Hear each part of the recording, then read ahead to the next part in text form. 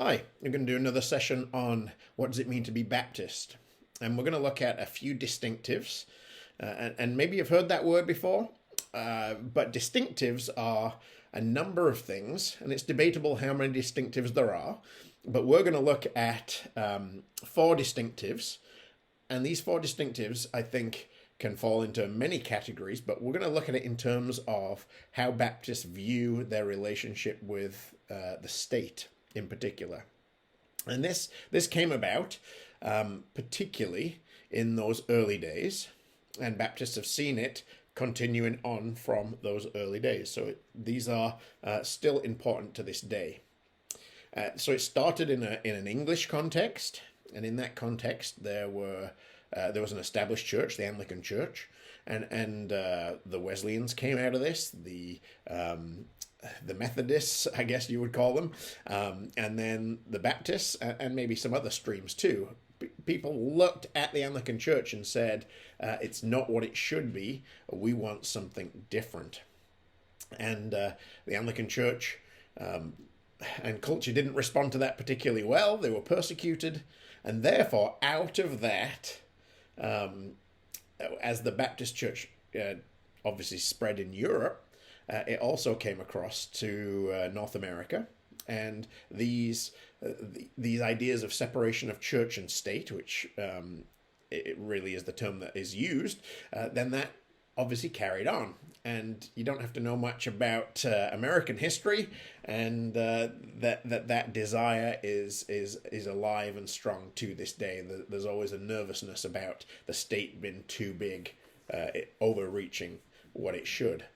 So even in those early days, there was this idea of that you didn't mix the two. God has given us the state, and they're responsible for good governance, God-given, yes.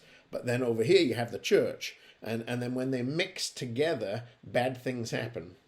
So Baptists would affirm both, but just say keep them separate.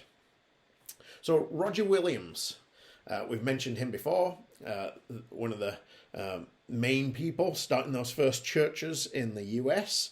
He came across from England, came to the States, and he kept this going. In fact, he was even more radical than some of the radical thinkers in those days. But John Leland, we haven't mentioned him before, but he looked at the established church, and he was in a US context, and he said, it is evil, the established church. So pretty strong language.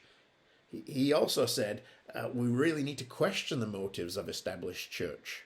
And you can talk to people on the streets today, and wouldn't people say the same thing? All they're interested in, it's a money grab. It's all about power. It's not real. So they're interested in having a personal faith, and they question the motives of the church. Well, slightly different context in Leland's day, but still the motives are being questioned. And he talked about the right of individuals to live out their faith in their own way. Their conscience should be the thing that guides them, not established religion. So out of this, we have four distinctives.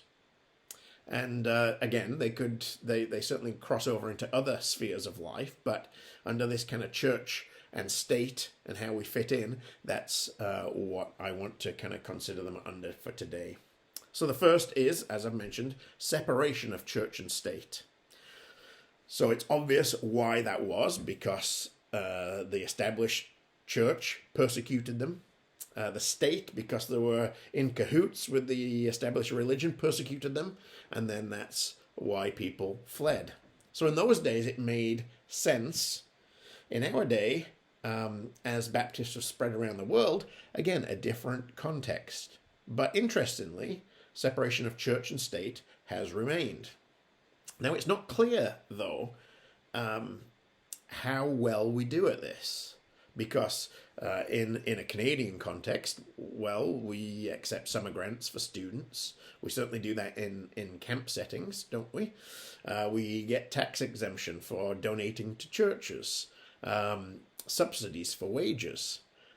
tax subsidies for our lands that we own. We don't pay the same tax as individuals do.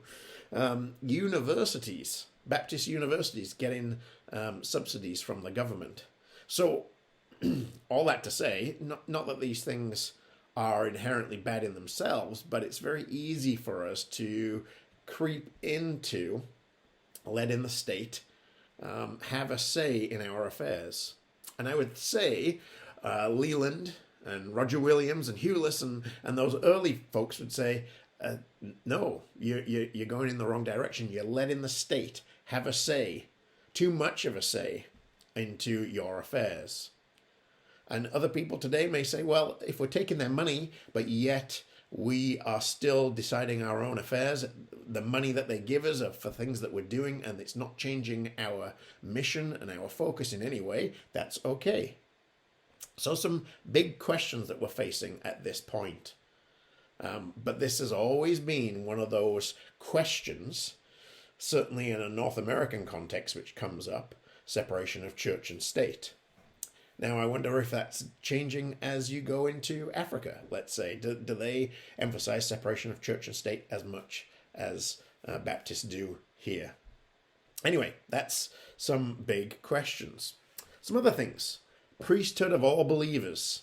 This is clearly taught in Scripture, and this is that if you're a Christian, you are a priest. You're called to minister to the people around you. So you may say, well, how's this in relation to this separation of church and state? Well, it really is going against the established religions. Think of Catholic and Anglican and those sorts of things. What they would say is that you need an intermediary. You need a priest to offer forgiveness. This established religion that you have often has the priest or a bishop or a special sacred site. That is something that helps you, gets you closer to God. But those early Baptists and many other denominations, this is certainly not just a Baptist thing, many other denominations would say, hang on a second, Jesus is the intermediary, not a priest or a bishop or whatever. And we can rely so much on systems and clergy and even church tradition. So the priesthood of all believers is actually trying to free us from some of those burdens and some of those systems that we've got in place and say, no. If you're a Christian, you're a priest. Go out and serve. Go out and point people towards Jesus. This leads us on to another distinctive, and that is soul liberty. Soul liberty is something, again, freeing us from these past shackles of established religion. And it's saying you can have access to God despite these systems. So they would look at these old methods and all this church history and all the different things that were in place in these different cultures in Europe. And they're saying, actually, you've got liberty. You don't need to go through these old ways any longer. There's a certain degree of shedding off of the old ways. And really they're saying is the Catholic Church, like the Reformation said, actually you need to go back to Scripture. And the Baptists were saying to even the Reformers in the Anglican Church, saying you haven't gone far enough. And we'll get more into that when we look at things like baptism and the Lord's Supper. But the point is that we've got religious liberty. So you can have access to God anyone, anytime, anywhere. You do not need a priest or a system. Religious liberty. That's another thing that I want to point out. Religious liberty. Excuse me. And this, of course, is something that would be heralded today as being a good thing. But think back to those early days, especially in England, and those early Baptists said, when we look at the world, we want liberty to be able to worship without persecution. in the way that we see as been most biblical. And then they went further than that, did those original Baptists, and didn't just say, we want this for ourselves, but we want this for everybody. So this would be for Christians. But then in our day, you think of the society that we live in, Baptists have been champions of religious liberty, not just for Christians, but for all systems of faith. So this came out of the persecution, of the challenges that those early Baptists faced. And you can see from these different topics, priesthood of all believers, soul liberty. In other words, we have freedom to come to God where we're at. Religious liberty for all people, all faiths, and the separation of church and state. These four things are really under this umbrella of how we see church and state playing together. So on one hand, God has given us the governments of our day, and that's good and right and righteous, and it should lead to freedom and those things that we've been mentioning, those distinctives.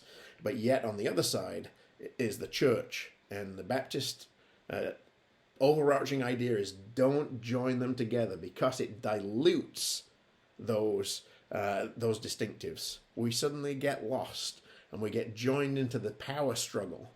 And to go back to what Leland said, there's evils in established religion. Now that's strong language, and you may disagree with that, but that is where it came from in the Baptist tradition.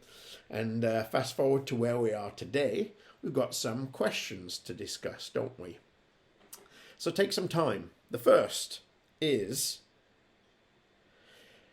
do the funds we get from the government, and we certainly do get funds and perks from being part of a church, do these funds change our thinking in relation to our mission? Next, because we get these funds and the support from the government, does it change the way we listen to the government? So remember those two things, that those early Baptists wanted to keep them separate. So because we've joined them maybe a little closer than they would have liked, do we listen to the government too much? And lastly, we talk about religious liberty. So in other words, letting everybody worship as their conscience directs. Is this becoming more or less important in our day? What do you think about that? So with these questions, hope you've got some interesting things to think about in your group. And certainly I'd love to hear what you think about these topics. But they're certainly important, vital in the beginning. But as we go forwards over the decades and centuries, are they still as important today? Anyway, thanks for listening.